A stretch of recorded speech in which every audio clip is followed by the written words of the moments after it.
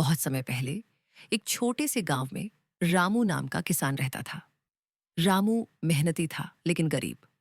उसके पास खेत तो था, पर खेती से ज्यादा उम्मीद नहीं थी। उसकी सबसे बड़ी मददगार चीज थी उसका गधा। गांव के लोग हंसते और कहते, अरे गधा तो बेवकूफ होता है, बस डंडा खाकर चलता है। लेकिन रामू जानता था कि उसका गधा साधारण नहीं है। उसमें कुछ अलग ही समझदारी है।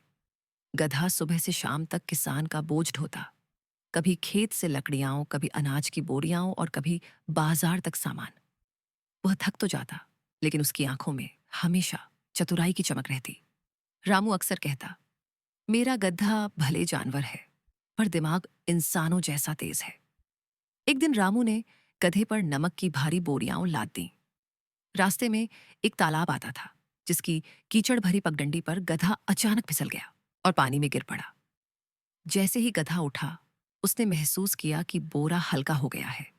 असल में पानी में गिरते ही नमक घुल गया था। गधे की आंखों में चमक आ गई।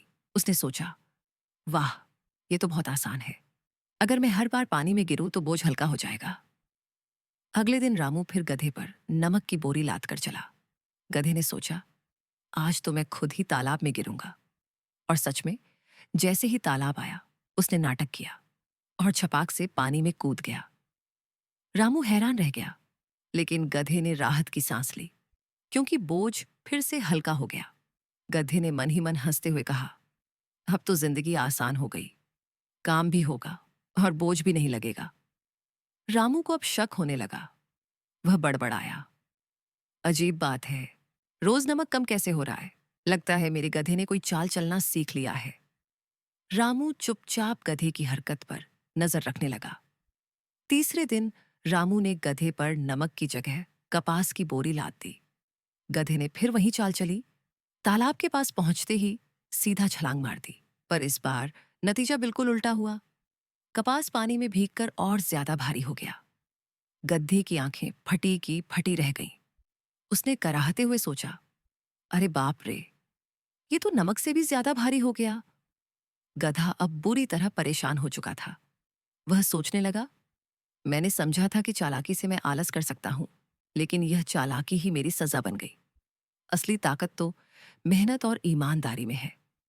रामू ने भी गधे के सिर पर प्यार से हाथ रखते हुए कहा, देखा गधे, हर बार शॉर्टकट नहीं चलता, मेहनत ही असली रास्ता है।